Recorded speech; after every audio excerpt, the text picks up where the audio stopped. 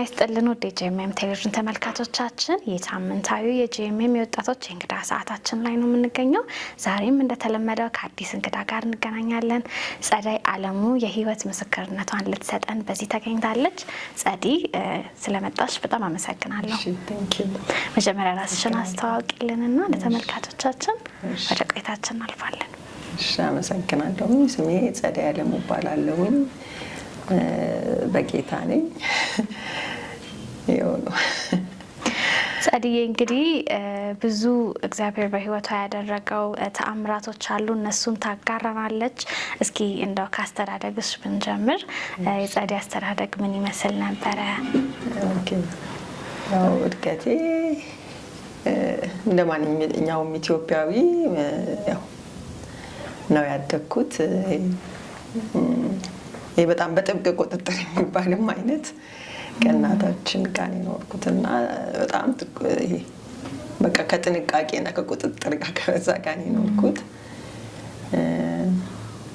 በዛ መሰረት ነው የኖርኩት። ያው ክርስትናው ሌላ እምነት ውስጥ ነበርኩኝ፣ ሌላ እምነት ተከታይ ነበርኩኝ። ግን ያው በትክክለኛው መንገድ ማይሄዳል አይደል ነኝ ብዬ አስባለሁኝ። ያው ከቤተሰቤ ስላገኘሁት ያን የሚመስለው ግን ደግሞ ክርስቲያኖችን ማቅ ነበረ። ጥሩ ጎረቤቶች ነበሩን። በጣም ህይወታቸው ምስክር መሆን የሚችል የእነሱም ጸሎት ይሆናል ብዬ አስባለሁ። ልጆች ሆነን በጣም እንደ ቤተሰብ የሆኑ የምንወዳቸው የተለያየ እምነት ብንከተልም ግን በቃ ፐርሰናሊቲያቸው ምሳሌ የሚሆን ጥሩ ጎረቤቶች ነበሩን። ስራቸውን የሚያከብሩ ደሴም ታይም መንፈሳዊ ነገራቸውንም አብረው በስርዓት የሚኖሩ ሰዎች ነበሩና እነሱን እናውቃለን። ያው ቤታቸው ይጠሩናል፣ እንሄዳለን። ግን ያው የራሳችንን ሳንለቅ ማለት ነው። እና እንደዚህ ነው የኖርኩት። ከዛ ጌታ እንዴት አገኘሽ? ጌታን ያው ያኔም እንዳልኩሽ እሄዳለሁ። ለሱ ሲጠሩን ተደብቀን ምናምን እንሄዳለን። ደስ ይለኛል። መዝሙር በተለይ በጣም እወዳለሁ። ሌላውን ነገር ብዙ አልሰማም፣ ግን መዝሙር በጣም እወዳለሁኝ። ያው ቀስ ቀስ እያልኩ ከዛ ወደ እያደኩ እያወቅኩ ስመጣ እናታችን ያው በኋላ ላይ በህይወት ሳትኖር ስትቀር ከዛን ወደ እንትኑ ለመሄድ ተመቸን መሰለኝ። ያው ተጽዕኖም ስለማይኖር ከዛ ሰው ጋበዘኝና ወደ ጌታ መጣሁኝ ማለት ነው። እሺ ከዛ እንዴት ነበር የመጀመሪያ ኢንካውንተርሽ? ወደ ጌታ ስመጣ ያው ጥሩ ነበር እንዳልኩሽ። መዝሙር ነገር ደስ ይለኛል። ግን ያው በከባድ ተጽዕኖ ውስጥ ነው የመጣሁት። በኋላ ነው ሪያላይዝ እያደረኩኝ የመጣሁት እንጂ ያው እንደ ኖርማል ሰው ነኝ። ያው አንዳንድ ነገሮች ይገቡኛል።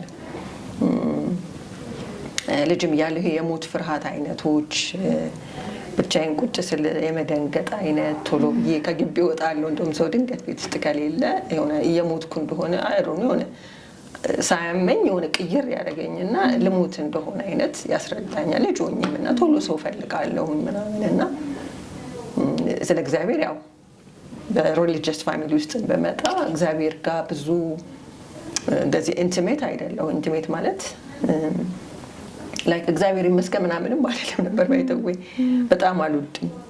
እምነት ውስጥ አለሁኝ፣ እዛ ውስጥ ነኝ። ግን ስለ እግዚአብሔር ሲባል ብዙ ኮምፈርት አይሰጠኝም። ልጅም ሆኜ አላውቀውም። እና እንደውም እንዴት ነሽ ምናምን ስባል ኢቭን ወደ ጌታም ከመጣሁ በኋላ እግዚአብሔር ይመስገን ማለት አልችልም። አለሁ ምናምን ነው የምለው። እና ለምንድን ነው እግዚአብሔር ይመስገን ማለት ስለማታውቅም እሷ እና ጭንቅ ነው የሚለኝ። ንቅ ሁላ ነው የሚያደርገኝ እግዚአብሔር ይመስገን ስልና ያው በእንደዚህ አይነት መንገዶች ነው የመጣሁት። በኋላም ወደ ቸርች ጆይን ካረኩ በኋላ መዝሙሩ ደስ ይለኛል፣ እመላለሳለሁ።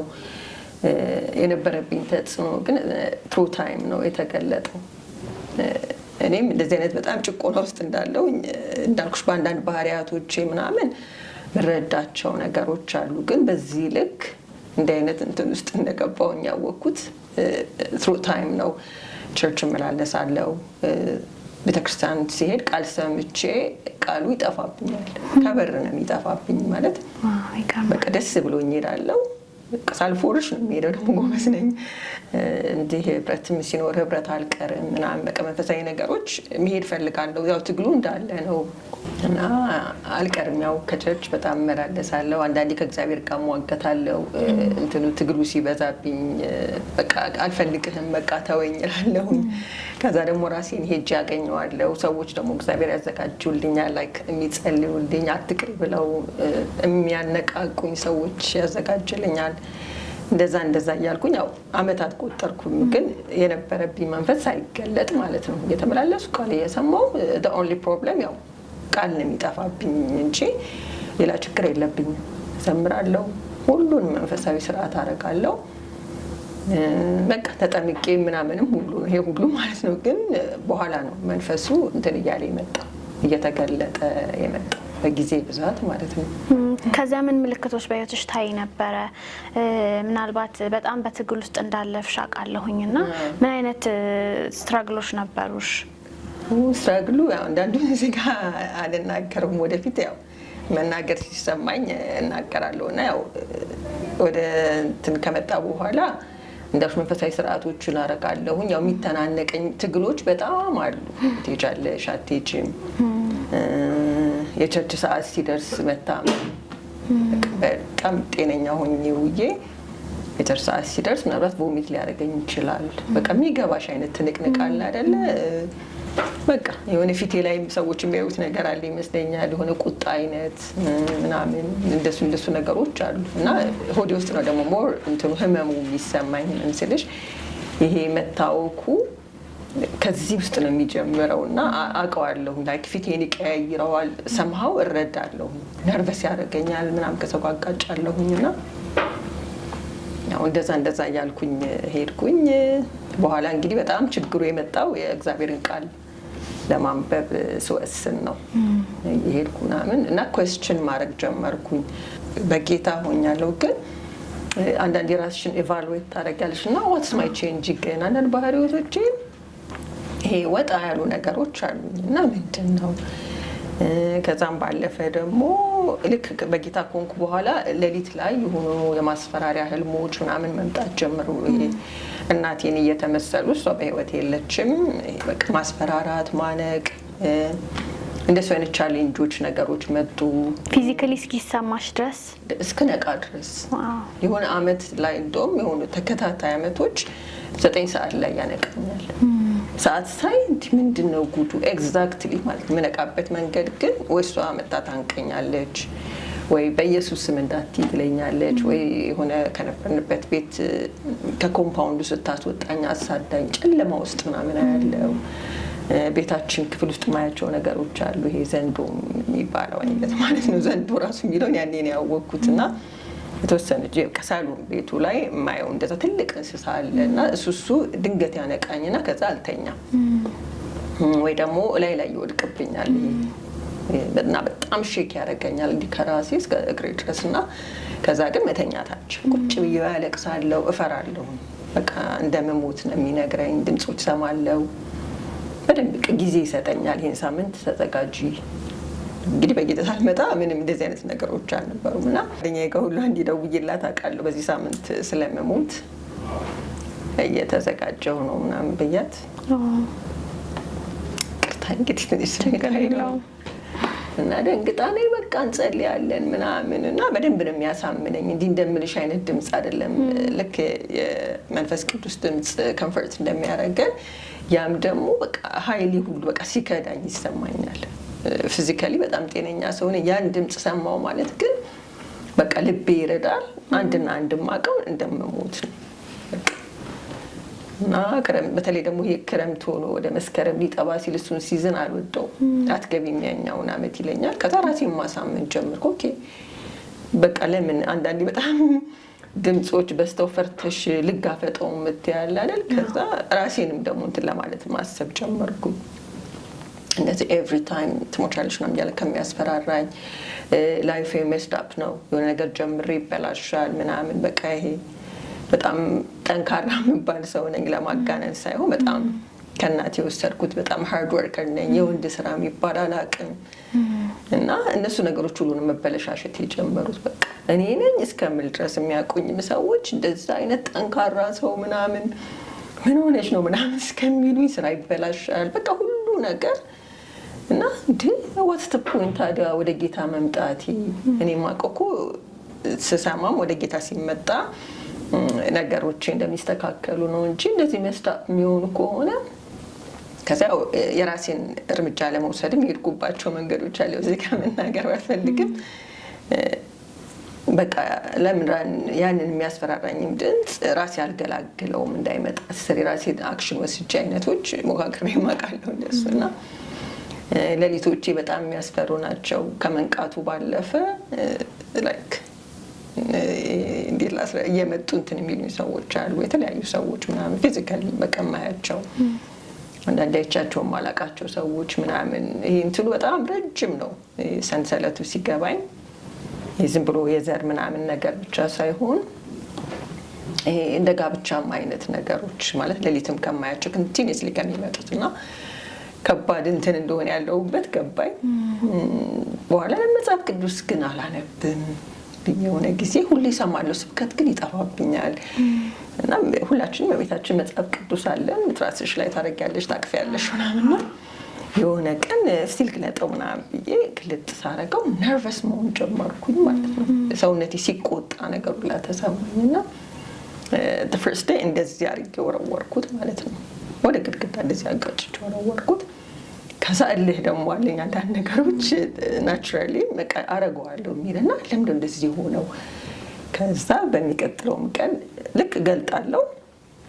ከዛ ድምፅ መስማት ጀመርኩ ማለት ነው። ልክ ስገልጠው እርገጩና ተኝ። ብዙ ጊዜ ማታ ማታ ነው የምከፍተው ስራም ቀን ስላለኝ አንብቤ ልተኛ ምናምን ስል በቃ እየረገጥሽ ከዛ እየረገጥኩ መተኛ ጀመርኩ። አንገድጬው በጫማዬ ኬት እንዳመጣሁት ራሱ እሱ ልምምድ አላውቅም። ፊልም አይቼ አላውቅም። ቤተሰቦቼ እንደሱ ሲያደርጉ አይቼ አላውቅም። በቃ ተለማመድኩት። ያንን ገልጠዋለሁ። ከዛ የሆነ ቀን እንደውም የመጽሐፍ ቅዱስ ትዝ ይለኛል ከቸርች ስመለስ ነው እዚህ ቤት መቀመጥ ስለሌለበት አቃጢው ሰው እንደሚያወራኝ ነው የምሰማው። ከዛ ኮንትሮል ነው ያደረገኝ። እንዴት እንደቀዳደድኩት አላውቀውም። ማለት በሆነ ደቂቃ ውስጥ ተከምሯል። ዝም ብሎ ከፈል ምናምን አይደለም። ፔጅ ባይ ፔጅ ቀደዋለሁ፣ ተጨምድዷል፣ ቀደዋለሁ።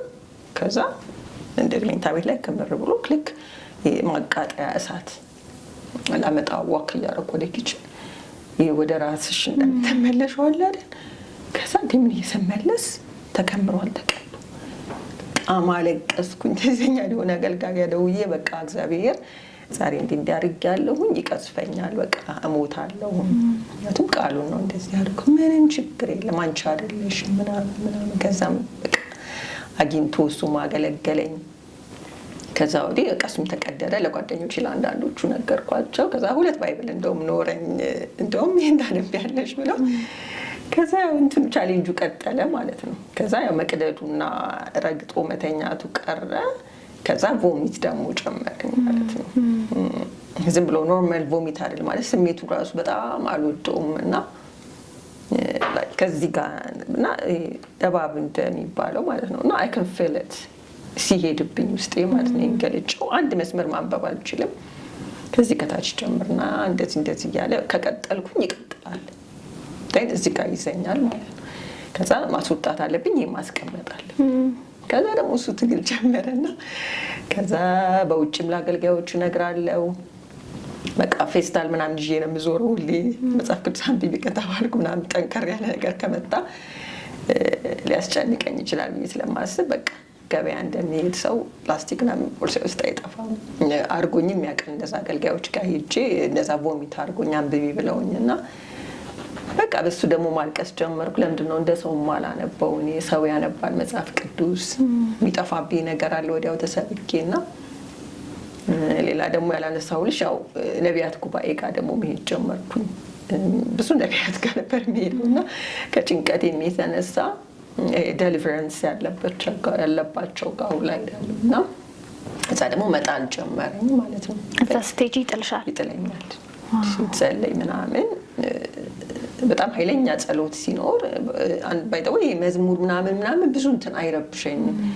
ኃይለኛ ጸሎት ይሄ ትክክለኛ እንትን ያላቸው ሲሆን ይጥለኛል። ረጅም ሰዓት ሁላ እንትን አንኮንሽስ ያደርገኛል። ከዛ ይሄን ስነቃ ይሄ ተቦጫጭሮ ምናምን አንዳንዴ ያገኘዋለሁኝ እና ከዛ እሱ ላይፍ ደግሞ ቀጠለ። ይሄ ወጥቶ የማይወጣ ሲገባኝ ቁጭ አድርጎ የሚያስተምረኝ ሰው ነበር የሚያስፈልገኝ። ልቀቅ ምናምን ሳይሆን በቃ ትምህርት ወሳኝ እንደሆነ ያኔ ነው የገባኝ። እና ኤቭሪ ቸርች በቃ ደህና ልብስ ለብሼ እወጣለሁ፣ ስመለስ አቧራውን እወጣለሁ። በዛ ላይ እንዳልኩሽ ዛቻው አለ። በቃ መሞትሽ ነው፣ መኪና አጋጭቶኝ ያውቃል ምናምን እና እጄ ተሰብሮ የሚያውቃል። ቸርች ውስጥ ጥሎኝ ማለት ነው ወድቄያለሁ። ስብከት እየሰማሁኝ እንጃ እንዴት እንደቆምኩ አንዳንዴ ቆመሽ የምትሰሚው አለ አይደል? ከዛ ተወርውሬ ለመድረኩም ቅርብ ነበርኩኝ፣ ተሰበርኩኝ ማለት ነው። ኃይለኛ ስብራት ማለት ነው። እና በቃ እንደዚህ አይነት ማስፈራራቶች ቀጠሉ። ከዛ መጽሐፍ ቅዱስ እንዳልኩሽ በጣም ማንበብ አለብኝ ይመመኝ እንጂ ማቆም የለብኝም ብዬ ከዛ ይሄ ማስታጠቢያ ውሃ ምናምን አቀርብና 2 መስመር እንትን እላለሁ። ፎሚት ያደርገኛል 2 መስመር። በቃ አለቅሳለሁ። መቼ ነው እንደዚህ እንደ ሰው አንብቤ በቃ ራሴን ህይወቴን ጋይድ ማረገው እንደዛ ያል። ከዛ ለምን ትምህርት ቤት አትማሪም አለኝ አንድ ጓደኛዬና ትንሽ ስቶሪውን ነግሬው ከዛ ቴዎሎጂ ኮሌጅ ገባሁ ማለት ነው። በጣም ጠንካራ ሴት ነሽ ግን ትግል ግን እዚህ ጋር እሱ ማላወራልሽ በቃ በጣም ከባድች ለሊት እንዳልኩሽ 4 ዓመት 5 ዓመት ከ9 ሰዓት ከሌሊቱ ጀምሮ ከዛ ለምጆ እንደውም አይተኛም በቃ ከ9 ሰዓት በኋላ ብዬ እስከማስብ ማለት ነውና ትታገሽኛለሽ እንግዲህ ስሜታዊ ሰው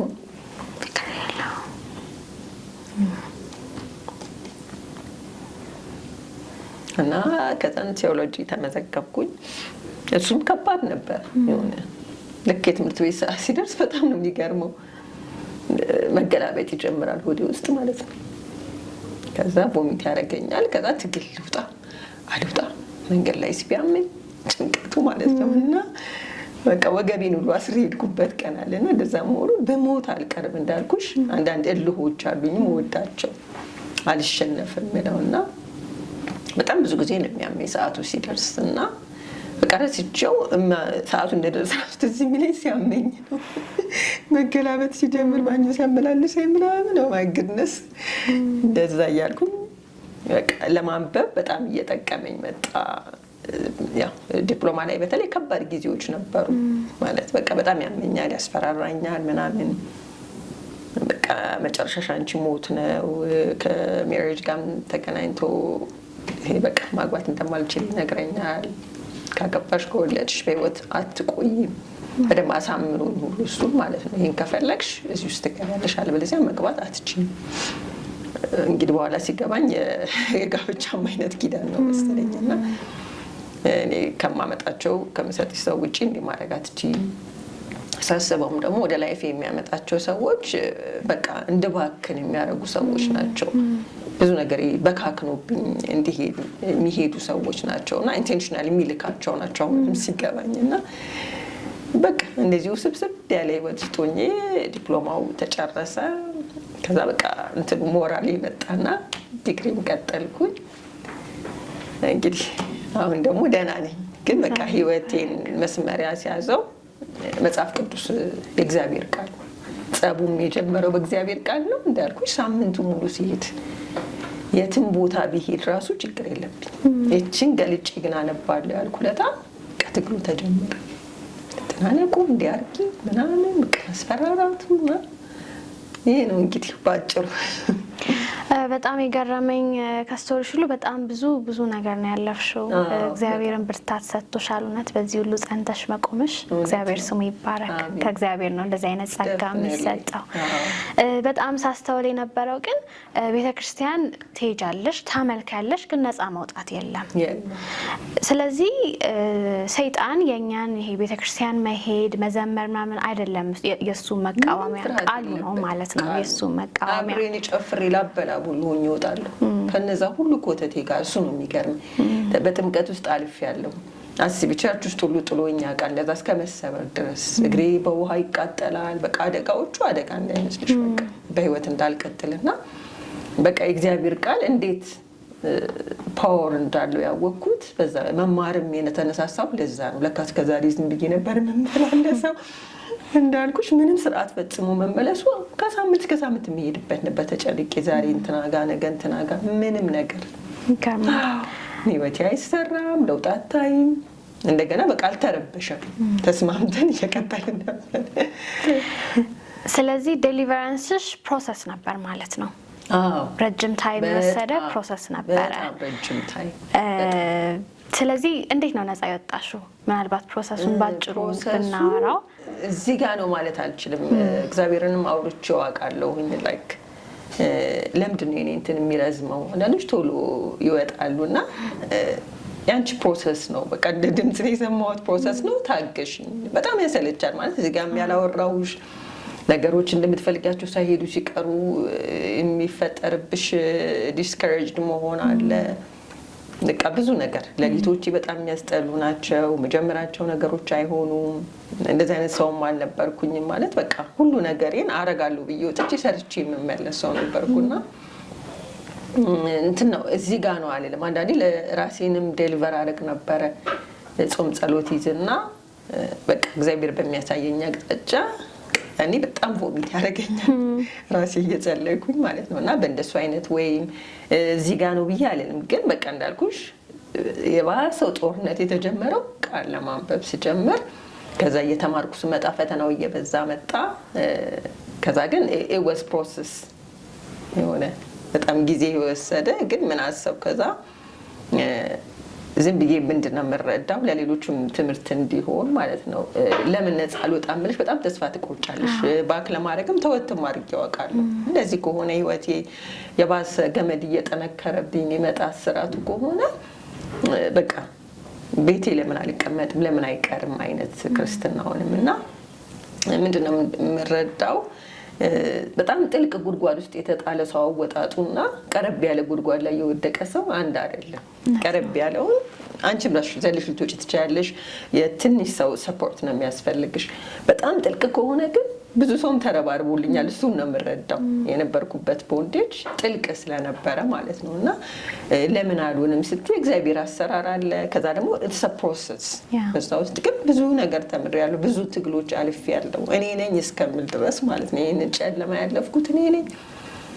ገባሽ? ራሴን ሁላ እንደዚህ የማደርግበት ጊዜ አለ ምናምን እና አንድ ጉባኤ ሄደሽ ሙሉ ፕሮግራም አስታውሳለሁ። ትንሽ ጉባኤ ላይ ሄጄ ስገባ ትዝ ይለኛል 12 ሰዓት ምናምን ሆኖ 2 ሰዓት አልፎ ነው የተነሳሁት የነቃሁት። የሆነ ጸሎት ሲጸለይ በጣም ትዝ ይለኛል። ከዛ ሙሉ ፕሮግራማቸውን ትተው እንዲከበውኝ ማለት ነው። ስነቃ በቃ እንደሞተ ሰው ድክም ብሎኝ ጓደኛዬ እንደውም አንቺ ስላለሽ ነው እንጂ እንኳን ደብድበው ወጥቼ እንዴት መኪና ሁሉን እንዳበቃ ያዥልኝ ጨርቅ ሆኜ ማለት ነው። ይሄ እዚህ ጋር ምናምን ዳብሽ ቦጫጨራል እንዴት እንደሆነ ራሱ አይገባኝም።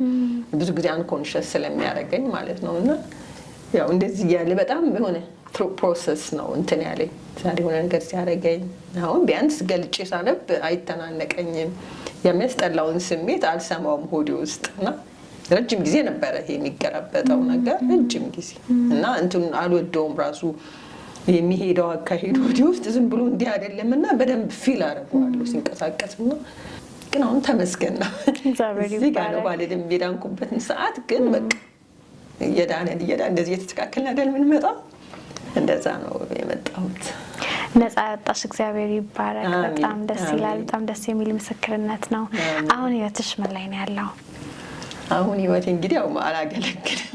በሶሻል ሚዲያ ነው የማገለግለው። ፌስቡክ ላይ ምናምን ማጋራት የምፈልጋቸውን እውነቶች አጋራለሁ።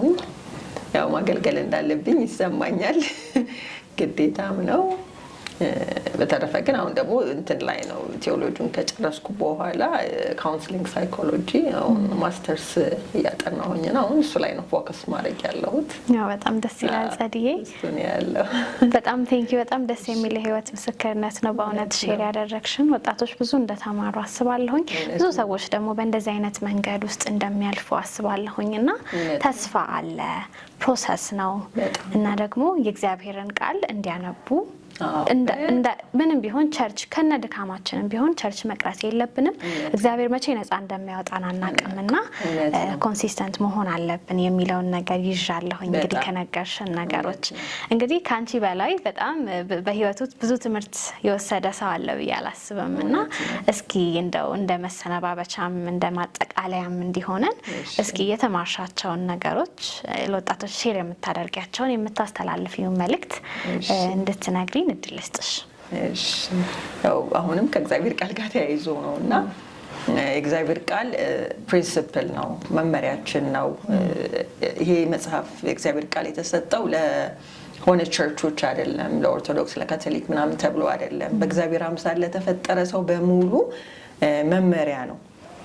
የዚህን ሕግ መጽሐፍ ብታሰላስለው ለመተግበር ብንሞክር ሰክሰስ ራሱ እዚህ ውስጥ ነው ያለው። አሁን ሰው የሚመስለው ይሄ የመንፈሳዊነት ብቻ መርህ ነው የሚመስለው፣ ግን ኤቭሪቲንግ ነው እዚህ ውስጥ ያለው። ሰይጣንም እንዳናነብ የሚፈልገው ይሄን ነው።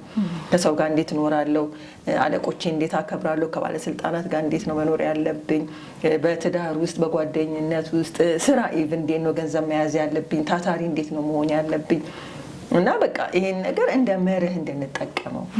ላይክ በቀን አንዴ የማይበላ ሰው የለም እና በቀን አንዴ እንኳን ጨከን ብለን እግዚአብሔር ስብከት መስማት ጥሩ ነው፣ ግን እኔ ሃይላይት ነው ብዬ ነው የማስበው። በስብከት ህይወት አይመራም፣ በትንቢትም ህይወት አይመራም። መንፈሳዊ ህይወት በትክክል መኖር ከፈለግን የሆነ ፐርሰናል ነገር ነው፣ በግል በጣም ጥረት ይፈልጋል። ከእግዚአብሔር ጋር አገልጋዮች ሃይላይት ሲሰጡን እኔ ቤት ሄጄ ዲቴል ማየት አለብኝ፣ ሁሉንም አያስረዱኝም እና ይሄ እግዚአብሔርን ድምፅ ለመስማት ራሱ ይህ በጣም ጠቃሚ ነው እና መጽሐፍ ቅዱስ እባካችሁን በቀን አንዴ እንኳን እንደኔ እንግዲህ ከኔ ወዲያ የሚቸገር አልነበረም ለማንበብ፣ እያመማችሁ ምን እያላችሁም ራሳችሁን ለማንበብ አስለምዱ ላለውኝ። ከዛን ማመስገን የምፈልገው እያጠቃለልን ከሆነ ማመስገን ደግሞ የምፈልገው በዚህ ሁሉ የህይወት መንገዴ ላይ አብሮኝ ለነበረ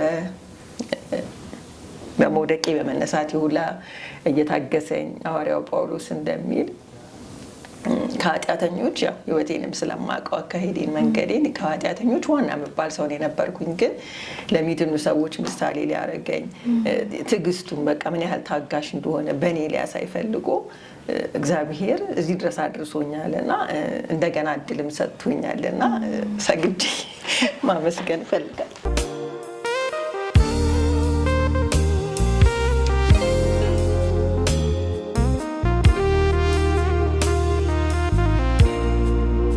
እናመሰግናለን ጸድዬ ስለመጣሽ፣ ይሄን የመሰለ ታሪክ ስላጋራሽን በጣም ቴንኪው። ከጸዳይ አለሙ ጋር ያደረኩት ቆይታ ይሄንን ይመስል ነበረ። ሳምንትም በአዲስ እንግዳ የምንገናኝ ይሆናል። እኔ ፕሮግራሙ አቅራቢ ሶስና እያሱ ነበርኩኝ። እስከ ሳምንት መልካም ሳምንት ይሁንላችሁ።